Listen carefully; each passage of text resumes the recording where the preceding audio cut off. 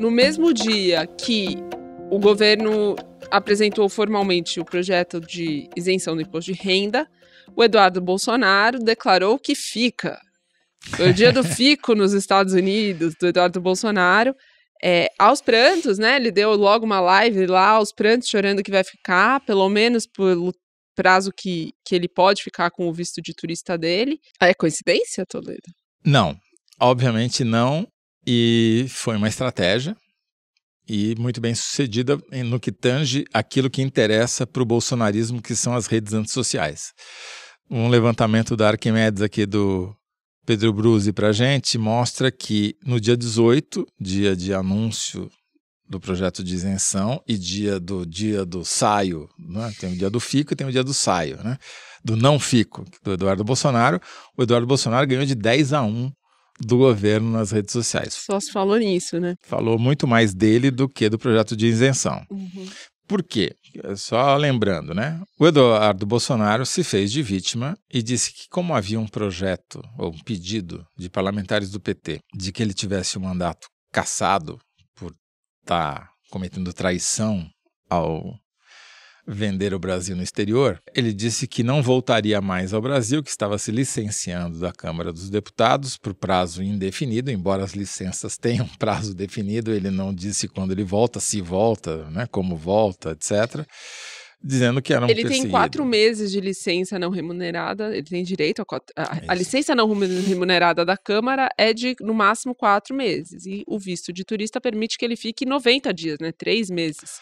Nos Estados Unidos, né? Então, assim, ou ele volta num avião da Força Aérea Americana algemado como ilegal daqui a 4 meses, ou ele vai mexer os pauzinhos lá com os amigos do Trump para conseguir um visto de exílio político, né? Eu conversei com um advogado que mora nos Estados Unidos há muito tempo, é radicado lá e que trabalha com isso exatamente. Ele falou que se o Eduardo Bolsonaro conseguir um visto de asilo, se ele conseguir asilo político no governo Trump, aí vai ser uma demonstração de força inacreditável do Bolsonaro nos Estados Unidos, porque do ponto de vista técnico não tem nada que embase uma concessão desse tipo. Eu não vou ficar discutindo se o Eduardo Bolsonaro vai voltar ou não vai voltar, porque assim, não interessa a ninguém além dele, né, essa discussão. É uma demonstração de covardia jamais vista, porque não tem ninguém ameaçando você aqui efetivamente. Quem corre risco de ser preso é o pai, não é ele. Então, foi só para chamar a atenção e conseguiu chamar a atenção. Agora, do ponto de vista simbólico, para mim mostra que o bolsonarismo, e eu acho que aí você vai discordar de mim, dá mais um sinal de desespero. Não vou discordar nesse caso, não. Porque já tinha sido um fiasco o que aconteceu no final de semana em Copacabana e também mais ainda em São Paulo. Que o Bolsonaro chegou a anunciar 1 milhão de pessoas nas ruas, depois 500 mil e em Copacabana ele juntou 18 mil. Exatamente, segundo quem sabe fazer conta. Quem não sabe fazer conta diz que tinha 400 mil pessoas, né? Agora, Para mim, a melhor contagem que foi feita desse ato foi feita pelo Peçanha, né? O personagem do Tabet, do Antônio Tabet, que, segundo ele, tem que ter um multiplicamento de pessoas, porque as pessoas são muitas, né? Exato. Cada um de nós guarda muitos dentro da gente. Porque não tinha 4. Quem garante que não tinha? Estava lá contando? Não estava. Quem estávamos contando éramos nós. E eu vou dizer para vocês que havia uma linha de raciocínio aí. Porque cada ser humano é mais de um ser humano em si. E um bolsonarista especialmente, né? Porque tem vários ressentimentos ali dentro, ressentidos diferentes ali e tal. Então, por essa conta, talvez seja a única explicação.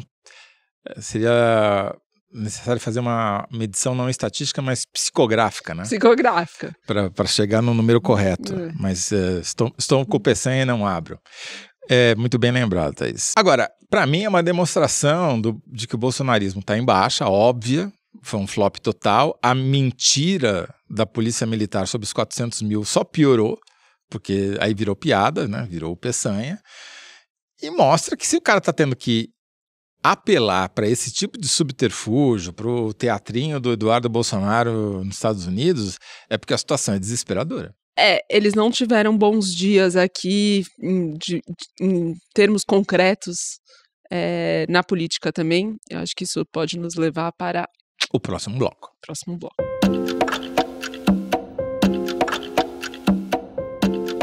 Thaís Bilenque, mas vamos falar de coisa séria então? Que é o seguinte, você tem uma coisa séria começando no Supremo, que é o julgamento dos golpistas do 8 de janeiro, entre eles o Bolsonaro, e você tem a negociação para tramitar e aprovar, colocar em votação ou não o projeto de lei de anistia dos golpistas no Congresso. Em que pé estamos? No domingo, no palanque lá do Silas Malafaia, e isso ainda voltando ao bloco anterior, né, o Bolsonaro, quando ele anunciou esse ato, ele descartou qualquer ato que não fosse com uma pauta só, que era a pauta anistia. Né? A foto que ficou famosa desse ato de Copacabana é um morador de um prédio atrás do palanque que estava escrito sem anistia. O Bolsonaro desconsiderou vários protestos que estavam sendo chamados em outras cidades porque queriam um impeachment, fora Lula, qualquer bandeira que não fosse anistia, e mesmo assim deu no que deu. Uma das coisas que ele falou, talvez a que mais chamou a atenção, não foi nada de Alexandre de Moraes, Xandão, Supremo, não. Ele falou, eu resolvi meus problemas com o Kassab, né? Problemas antigos. E aí, depois disso, eu fui apurar no PSD e o Thales, nosso colega Thales Faria também antecipou isso no UOL. O Kassab confirmou que, de certa maneira, metade da bancada do PSD votaria a favor de uma anistia. A bancada do PSD hoje tem 44 deputados. E é isso mesmo, de maneira geral, a bancada do PSD se divide entre os mais governistas no Nordeste do país e os bolsonaristas, ou pelo menos de oposição ao governo, no Sul, Sudeste, enfim, Centro-Oeste, Norte, o resto do país. Lembrando que o PSD faz parte do governo Tarcísio de Freitas com o próprio Kassab, em São Paulo. E do governo Lula também, né? O Sóstenes Cavalcante, líder do PL na Câmara, passou a correr nesses últimos dias para tentar aprovar nessa quinta-feira hoje uma urgência para esse projeto da anistia, que é aquele regime que pula as etapas de tramitação, pula comissão, pula debates e vai direto para o plenário, porque ele queria votar em plenário antes do dia 25 de março. Por que 25 de Dia março? 25 de março é o dia que o Supremo decide se aceita a denúncia contra o Bolsonaro e as outras pessoas envolvidas na trama do golpe ou não. Aceitando a denúncia, Bolsonaro e demais se tornam réus. Então, é o dia do réu, dia 25 de março, vai ser conhecido como o dia do réu. E aí, nessa pressa toda, o Hugo Mota passou a ser questionado e disse que ele pautará ou não a anistia mediante uma decisão colegiada dos líderes, né? Que ele não tomaria essa decisão na canetada. E em meio a essa negociação que tomou muita força de domingo até aqui, o presidente do Republicanos, Marcos Pereira, deu uma entrevista para a CNN. Ele já vinha falando isso, e aí ele deu uma entrevista na CNN falando publicamente que ele era contrário à votação do projeto de anistia antes da eleição de 2026, que ele não queria contaminar esse processo eleitoral com um projeto que anistiaria quem ainda nem sequer tinha sido condenado. Então, o Marcos Pereira deu uma entrevista para a CNN, já vinha falando isso, e decide falar publicamente que ele era contrário à aprovação do projeto da anistia antes da eleição de 2026, que ele não queria contaminar o processo eleitoral. De novo, fazendo um parênteses aqui, Marcos Pereira, presidente do Republicanos, que é o partido do Tarcísio de Freitas. E do Hugo Mota, presidente da Câmara, uma figura central, cuja bancada tem 44 deputados, o mesmo tamanho da bancada do PSD, e muito importante para deslanchar um projeto na Câmara ou não. Bom, aí o Silas Malafaia assinou o recibo, né, e gravou um vídeo daquele tipo dele, chamando o Marcos Pereira de cretino, e aí outros deputados saíram em defesa do Marcos Pereira. Marcos Pereira da Igreja Universal do Reino de Deus, concorrente da Igreja da Assembleia de Deus do Malafaia. E aí ele usa exatamente a questão da religião para atacar o Marcos Pereira, falando do povo da Bíblia que estava lá no 8 de janeiro e tal. E o que os aliados do Marcos Pereira falam é que como é que o argumento dele faz sentido, ele que é um advogado, Marcos Pereira, de como que você vai aprovar uma anistia para alguém que ainda não foi condenado. Porque a versão do Bolsonaro e do Silas Malafaia é que a anistia vai beneficiar as senhoras que estavam com Bíblia lá na frente da Praça dos Três Poderes. Como se o problema fosse a Bíblia e não a destruição do patrimônio público, a tentativa de deposição à força de um governo eleito, né? E não é segredo para ninguém que essa anistia não vai visar só essas pessoas, né? Vai visar... Se fossem só elas, inclusive, elas estariam... Não haveria nem sequer a discussão sobre esse projeto. No PSD, a avaliação que está se fazendo, porque o PSD, como esses outros partidos, estão com um pé em cada canoa, né? Tem gente de um lado, tem gente do outro. Declaração do Kassab de que metade da bancada vai votar contra, metade vai votar a favor, diz tudo, né? Quer dizer, eu sou neutro. À medida que a eleição de 2026 se aproximar e na mesma frequência de tensão que cada projeto desses carregará, então, por exemplo, isenção de imposto de renda é uma coisa, a anistia é outra politicamente. A composição que foi feita na Câmara dos Deputados para eleger o Hugo Motta, unindo o PT e o PL, cada vez vai ficar mais tenso isso lá. E o projeto da anistia, se o imposto de renda vai ser termômetro, né, para algumas coisas, a anistia vai ser um termômetro dessa convivência na Câmara dos Deputados, porque, como me disse uma fonte, essa corda vai estourar. Eu concordo, Thaís. Eu acho que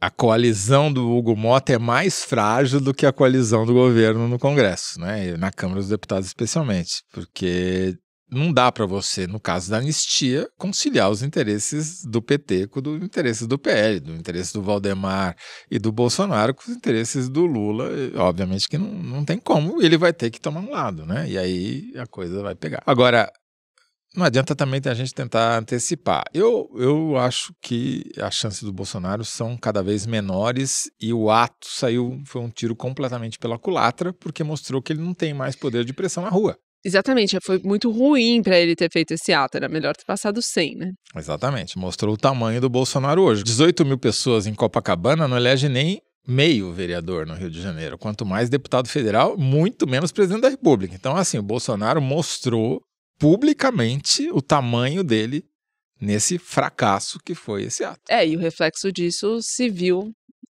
no Congresso, né, em Brasília, imediatamente, logo depois. Bom, na semana que vem a gente certamente vai voltar a esse assunto, porque também tem o julgamento no Supremo Tribunal Federal, né, que a gente mencionou passando dessa vez. A defesa de vários dos indiciados pediu para o Zanin e o Dino serem declarados suspeitos, impedidos de votar, mas o plenário do Supremo deu maioria para eles permanecerem nesse julgamento. E o Alexandre de Moraes? Não, o Alexandre de Moraes também permanece, ele já tinha sido... Ou seja, haverá, se na turma, todos da turma que está julgando, que são, vamos tentar lembrar aqui. É o Moraes, o Dino, o Zanin, o Fux e a Carmen. E a Carmen Lúcia, né? E teve um almoço essa semana na casa do Alexandre de Moraes. Teoricamente não tinha nada a ver com esse julgamento, né? Mas teve comparecimento em peso dos seus colegas, mostrando que ele está ainda por cima da carne seca ali no tribunal.